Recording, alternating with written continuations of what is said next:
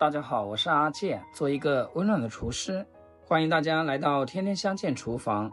每逢星期天，孩子一放假在家，就總惦記着外面店裡的蛋糕。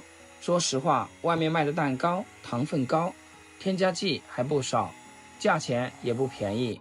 咱們當家長的都想給孩子吃點乾淨又健康的食材，其實根本不用出去買，家裡只要有一個普通電飯煲，不用烤箱，不用複雜工具，就能做出蓬鬆暄軟的大蛋糕。而且我今天分享這個懶人做法，全程不用蛋清蛋黄分離，省去打發蛋白的麻煩步驟。哪怕你是廚房新手，從來沒有做過，跟着我一步步來，也能一次就成功。想學的一定要認真看完，建議先點讚收藏起來，慢慢試。首先咱們準備一個乾淨大碗，記住一定要無水無油，碗裡不能滴一滴水，一點油芯，不然面糊打花不起來，蛋糕容易塌陷发不高。往碗裡打入6個新鮮的土鸡蛋，雞蛋盡量用常溫的，打发效果會更好更穩定。再倒入60克純牛奶，纯牛奶不用換別的奶，原味純奶做出來蛋香味更濃。先用手動打蛋器把雞蛋和牛奶充分攪散，攪到蛋液和牛奶完全融合在一起。咱們這個做法最大的好處就是不用把蛋白蛋黃分開，省去好多時間和功夫，新手也不用怕失敗。攪勻之後，往裡面加入300克的專用蛋糕粉。很多朋友自己做蛋糕還要自己配面粉、白糖加泡打粉，比例掌握不好就容易发硬发實不起蓬。我用的這款是網上購買的，配方都是調配好的，裡面面粉、糖、蓬鬆劑全都配好了，不用額外加糖，不用再加普通面粉，省去自己配比的煩惱。新手隨便做都不容易翻車。像這樣沒有面粉疙瘩的狀態，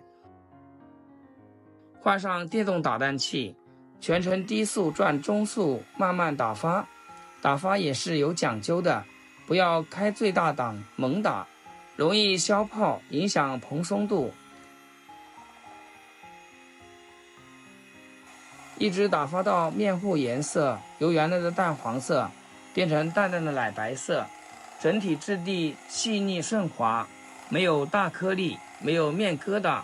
咱們提起打蛋器看一下狀態，往下緩慢滴落，不會立馬斷掉，掛得住糊，不稀不稠。這個打發狀態就是最標準的。這一步千萬別打發不夠，也不要打發過頭，不然蛋糕要麼長不高，要麼容易開裂塌陷。打發到位以後，再倒入60克玉米油，記住要用無味的玉米油，不用花生油、菜籽油，不然會蓋住蛋糕本身的奶香味。用翻拌的手法輕輕拌勻，不要畫圈猛攪，避免把打發好的面糊消泡。加了玉米油的蛋糕口感會更加濕潤綿軟，放涼了也不會發乾發柴發硬。面糊調好放一邊，咱們來處理電飯煲內膽。很多人做蛋糕不蓬鬆，容易塌，就是鍋沒處理好，只在電飯煲底部薄薄塗上一層食用油，用來防粘就可以。四周側壁刷不到也沒有關係，留着粗糙的鍋壁紋理，蛋糕發酵的時候才能抓得住壁，順着往上爬得更高，膨脹得更好看。刷好油，先把電飯煲通電，提前預熱3分鐘，讓內膽溫度先升起來，後續蛋糕發酵更穩定。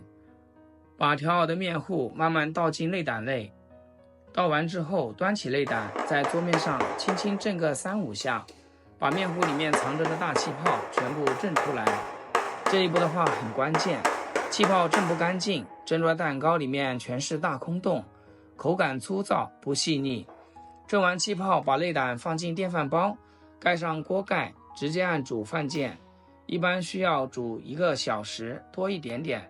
但是每家的電飯煲功率不一樣，老式的、智能的，容量大小都有区別。时间不用死记固定数，咱们就可以用煲湯或者煲粥的模式，這樣更穩妥一點。當然中途也可以打開來看一下，我一般會煮到80分的樣子，時間到打開鍋蓋，真的是香味撲鼻。我教大家一個準確判斷的熟度方法，不用瞎猜，也不用亂加時間。拿一根乾淨的牙籤，直接插進蛋糕最中間的位置，拔出來看一下，牙籤乾乾淨淨，沒有濕面糊粘連，就說明蛋糕已經完全熟透了。如果牙籤上面還沾着濕面糊，就代表裡面還沒熟。不用開蓋太久，再按一次煮飯鍵，繼續燜煮5到10分鐘即可。全程不用怕糊，不用怕夾生，這個方法百試百靈。